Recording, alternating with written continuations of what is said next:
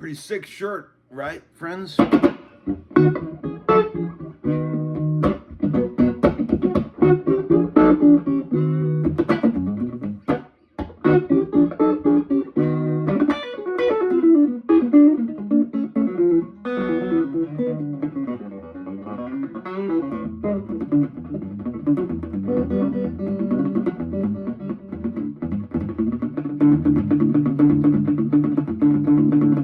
Hey, friends. I'm going to turn this amp off because it's got so much radio. Listen.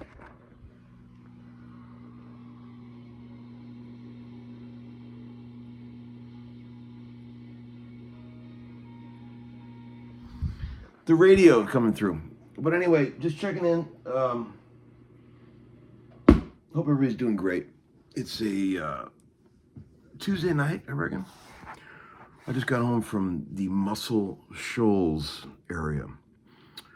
We did two days of sessions down there, Monday, Tuesday. I drove down Sunday night. That's a lovely place down there, the Shoals, man. We just call it the Shoals. I've been down there several times working on records. It's always fun. There's something magical about that place. I've told you a million times. If you've never been there, you should go check it out. And, there's a lot of historic musical sites down there. And I know it's much talked about. You guys are probably sick of watching videos where people talk about all the legendary shit that happened in Muscle Shoals. But I will say that when you go down there, even though things have been modernized and it's got strip malls and things and other accoutrements that are similar to other cities, there is a sort of special feel. It's got a sort of lazy southern vibe that is sort of palpable, tangible. We had breakfast this morning at a really cool sort of local place in Sheffield called the Boxcar. I met up with a couple of friends of mine, an old friend of mine named Mac McAnally, who's basically like the mayor of Muscle Shoals. Look him up, Mac McAnally. Guy has done so much shit. He was telling us some great Rick Hall stories, and he's been a session guy since he's 68 now. Been a session guy since he was a kid.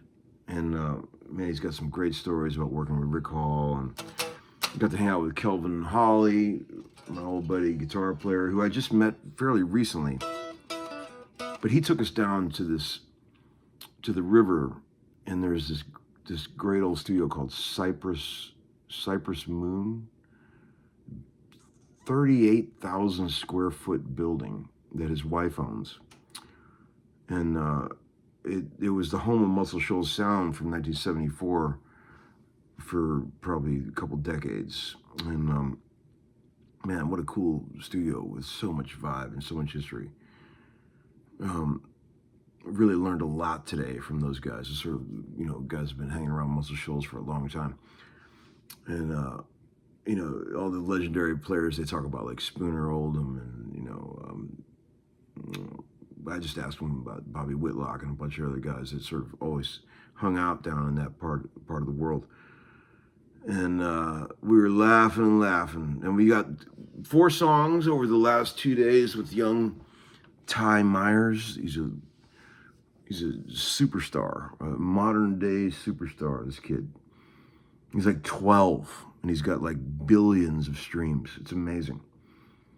But that studio, we were working at Fame, and there's 2 studios in that building, A and B. We were in the B room, and it's tight. It's a little crowded, I will say. It's not a big room. It's very small, and there's a sort of a large entourage of people there, and it's a lot. I will say, trying to squeeze that many people, sort of onlookers and sort of people that really weren't on the session.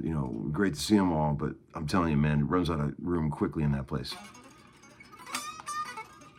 But we had a good time, and the tracks turned out really good, and I always enjoy working down there. It's a bit of a pain in the balls to drag all the gear down there. It's like a 2.5 hour drive from Nashville, so you could potentially leave on the same day of a session. If you had a 10 o'clock, if you got up early enough, you could get there in the same day. And there's a guy named Wes Sheffield that's like the house engineer guy at Fame. He's an old friend of mine. I've known him for years. Great guy. Hey, Wes. He's also a great guitar player, singer, talented fellow. He always teaches me a lot about he knows a lot about the Shoals history. And it's, also met a guy named Dwayne Allen today that I'd like to give a shout out to. Hey, Dwayne, what's up, man? Really cool. Thanks for buying breakfast for us all. I tried chocolate gravy for the first time today. That was quite interesting, a very sort of colloquial Alabama thing. But I'm all about soaking up the local color, you know. This shirt is pretty rad. I'm going to bring it up again, the Guitar Party shirt. We were at a band meeting a while back, and we're going to do a bunch more of these Guitar Party gigs. And I threw out the idea. Once in a while, I get a pretty good idea. And I said, what if we use the Guitar Party letters, but then we did our names across like a Scrabble, all the people that were involved. And this is what came out. And I thought it was pretty cool. I'm no fashion consultant, but I think it's a pretty cool shirt. I'm just a guitar player hillbilly that, has a YouTube channel that has an internet hookup, that has a modem that reaches 120-some thousand people. I'm loving this guitar. Use it a lot on the sessions. It was a big hit down in the Shoals. The producer, Brandon Hood, says, you gotta sell me this guitar. And I said, honey, give me a minute with it. Let me just have a little fun with it for a minute. I just gotta refret it, and it's really in good shape. The Black Les Paul was a big hit down there too. We use it on a lot of stuff. Man, what a fucking cool guitar.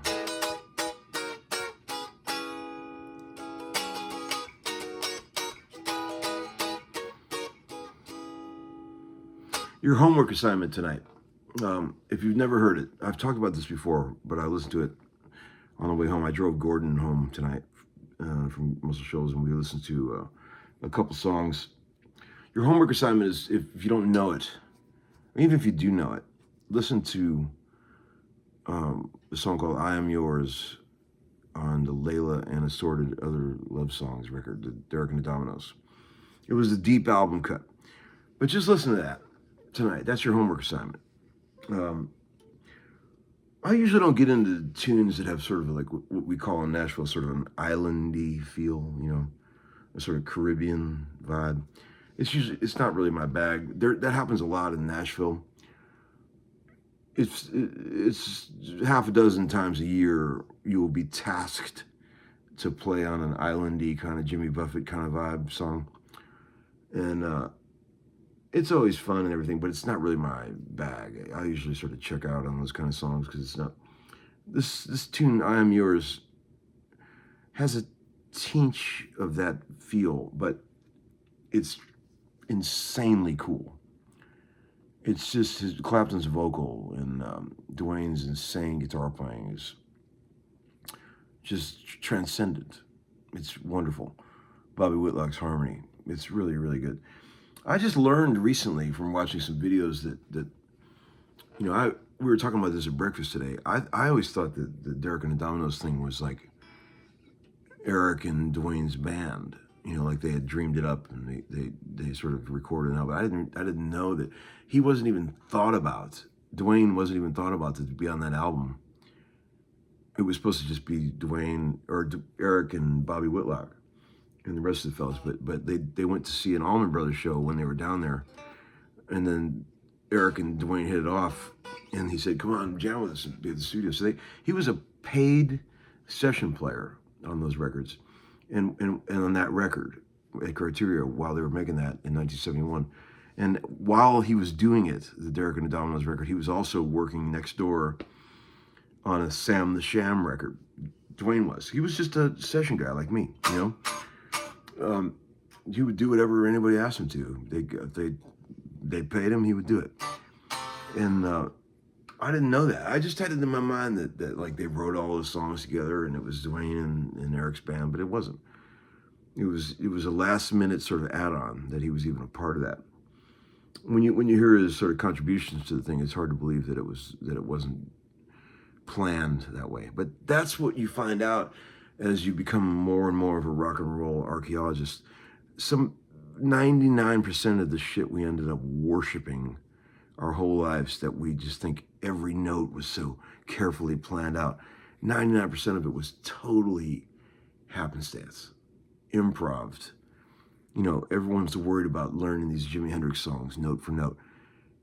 He did it differently every take. Everyone's like, you're not playing Little Wing right. And it's like, Jimmy couldn't play it the way he played it on the record. It's every take was different. And that was just whatever the one that they ended up using, that's the one that became the song that everybody hears, and then everybody tries to learn it note for note. But it's none of that shit was, so I'm saying some of this old music that we worship really was planned out, and it really was orchestrated, and carefully put together. But a lot of it wasn't. And it was just a sort of the thing that happened. And it was good. And someone said, man, that's good. Let's keep that. And everyone was like, great, next song. So that's how it worked. And I see, when I was a kid, I thought that all this shit was so carefully planned. Wow, so genius that they thought to put that note there. Most of it was just winging it, And that's how it is when we do it too, Like, it's the same way on our sessions. It's never, no takes are the same from one to the next, Everyone's always trying different shit, playing different shit, and it's good. That's how it's supposed to be. You can't really jam something like Bohemian Rhapsody. It took them months to make that. That was a carefully orchestrated thing. That was not a jam. That was a vision that Freddie Mercury had, sort of, I want to do something really outrageous. And he did it with a microphone and a tape machine, and no tuning, and no way to slide his pocket. It was all done live. And he was that good that he could do that. And like I said before, if you heard something like that now, you would immediately think, wow, that's probably AI, or that's just some guy with an amazing Pro Tools thing where he could tune all these vocals. But it takes all no one can believe that anybody could really do something that great now. But if you think about the fact that Freddie did that then with no technology, it makes it even that much more special. We have so much sort of technological convenience now that anytime something sounds really outrageous, everyone thinks, wow, that's great technology. The guy may have really played it, but no one believes it. You'd have to write something on the album like, the guy really played this, for anyone to not think that it was somehow Pro Tool or tricked out. And that's sad when you think about it. I think that's very sad. That's one of the things about this technology that bugs me. AI is going to make that even worse. AI is going to make anything that anybody does that's really outrageously amazing, they're just going to think it's AI. They'll be thinking, wow, that's incredible what you did with AI. No, motherfucker, I really played that. And they're like, yeah, right, sure. No one will believe it. Man, it's crazy to think about that. But anyway, that's it for tonight. Just a few thoughts about the Shoals and about the piece of wood with 6 strings on it. That's sort of taken me everywhere in the world somehow or another. It's a miracle. What a life. What a crazy journey this thing took me on before AI. All right, friends. This is getting too long, so I'm going to hang up now. Happy Tuesday night. I'll see you later. Bye.